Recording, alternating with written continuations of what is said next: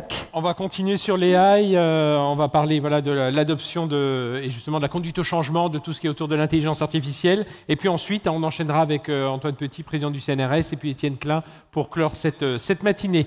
Je vais accueillir tout de suite Vinciane Beauchesne et François Candelon qui vont me rejoindre. Voilà, vous pouvez venir pendant la photo. Prenez place, on peut les applaudir, la Vinciane et François. Voilà, asseyez-vous. Ah, moi, je vais rester ici. Hop. Alors, on a parlé d'IA, on a un peu parlé d'IA générative. Et là, ma première question, Vinciane, c'est où est-ce qu'on en est aujourd'hui de l'adoption de l'IA générative en entreprise? On va parler en France. On a l'impression que voilà, tout le monde est assez enthousiaste. Mais voilà, maintenant, qu'est-ce qu'on en fait? Est-ce qu'il y a des bons cas d'usage? Est-ce qu'on est en train de passer à l'échelle? Voilà. Comment ça se passe?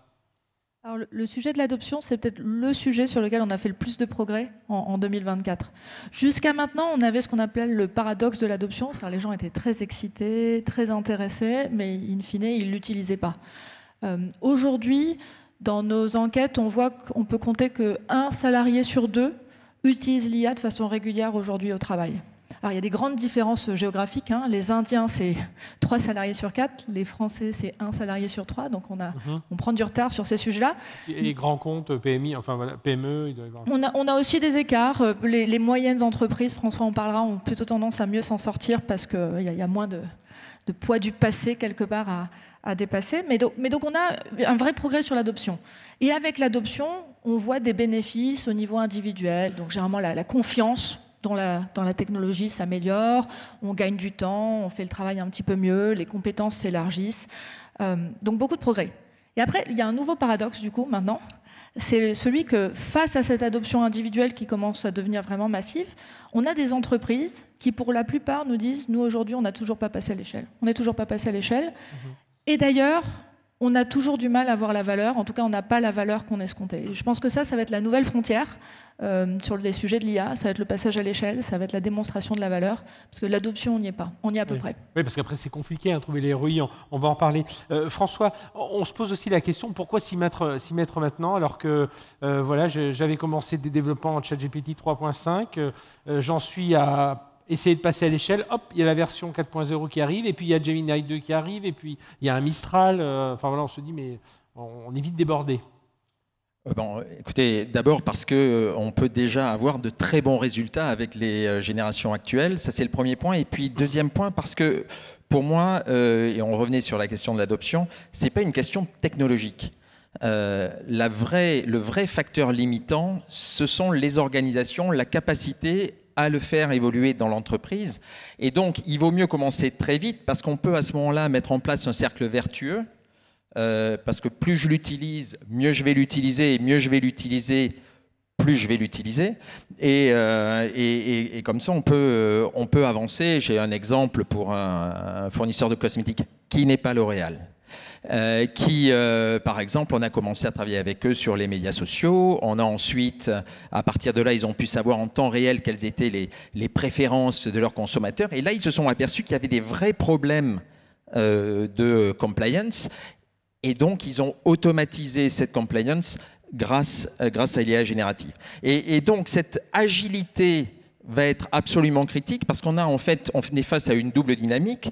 Comme tu le disais, il y a la question de l'amélioration de l'IA dans une certaine génération. On sait que le jour le pire pour un logiciel, c'est le jour 1. Mais on a aussi cette nouveauté et cette double dynamique avec les générations qui se suivent très vite. GPT-3, c'était des tâches de 5 minutes, GPT-4 de 50, et avec Orion ou GPT-5, on nous annonce des tâches de 5 heures. Donc la capacité à mettre en place et à apprendre à avoir une organisation apprenante va être de plus en plus critique, donc il faut y aller. Et alors comment on fait justement pour ce passage à l'échelle, comment faire pour que les entreprises s'engagent davantage, Vinciane? Alors je pense que le premier sujet, c'est qu'il faut arrêter de parler de cas d'usage. Oui. Je pense que c'est vraiment l'écueil de la plupart des entreprises qui sont parties à la chasse au catalogue de cas d'usage, etc. Moi, je résonne 100% avec ce que disait François. Ces transformations, c'est une erreur de les imaginer comme un déploiement de tech. Si vous faites ça, vous fragmentez, vous partez un peu dans tous les sens, vous ne tirez pas la valeur. Ces transformations, avant tout et surtout, il faut les prendre comme des transformations des processus, des modes de travail, du modèle opérationnel, des rôles, des compétences. Et d'ailleurs, on a étudié, parce qu'on disait il y a peu d'entreprises qui réussissent à passer à l'échelle, il y en a quand même quelques-unes, qui réussissent d'ailleurs du coup à être 2 fois plus innovantes, qui réussissent à faire augmenter leur chiffre d'affaires tout en améliorant la satisfaction des salariés. Donc on se dit c'est quand même désirable. Qu'est-ce qu'elles font de différent? La première chose, c'est qu'elles respectent la règle que nous on appelle le 10-20-70, à savoir quand elles font une transformation IA, elles mettent 10% de l'effort sur la qualité des algorithmes, 20% sur la refonte de la technologie, de la donnée, et 70% est investi sur les sujets de gestion du changement, sur les sujets de refonte des processus, sur les sujets de montée en compétences des salariés. Donc ça, c'est le premier sujet. Première chose qu'elles font un peu différemment, c'est l'équilibre des investissements. Deuxième sujet, elles en font beaucoup moins. Donc elles se focalisent, parce que dès lors qu'on se dit que c'est vraiment une transformation holistique, on ne peut pas partir dans toutes les directions, il faut choisir ses combats. Et donc elles choisissent ces combats sur les sujets qui sont cœur pour l'entreprise, les vraies sources de valeur ajoutée pour l'entreprise. Et enfin, elles ne passent pas des heures carrées à se poser la question de est-ce que c'est du Gen AI, est-ce que c'est de l'AI, est-ce que c'est de la tech. Elles intègrent toutes ces dimensions tech dans la solution parce qu'elles sont tournées vers la recherche de la valeur plutôt que sur prendre le Gen AI comme un cas d'usage isolé. François, ça peut être une opportunité pour les PME, les ETI aussi? Moi, je pense la réponse est oui, mais comment? La réponse est oui, parce que c'est simple. Quand vous avez une barrière qui est haute, il n'y a que les gens qui sont très grands, ce qui n'est pas mon cas, qui réussissent à la passer. Et là, l'IA générative en particulier permet de baisser la barre, ce qui fait que pour les ETI, les PME, c'est beaucoup plus facile à faire passer. D'abord, vous avez la quasi-totalité des éditeurs de logiciels qui intègrent de l'IA, notamment générative, mais pas uniquement, dans leur logiciel, que ce soit un CRM, que ce soit un ERP.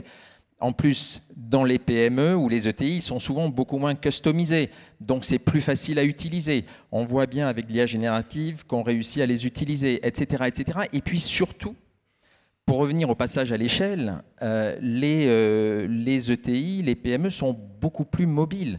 Si vous réussissez à avoir au niveau du COMEX, du PDG, leur accord, ça peut aller beaucoup plus vite.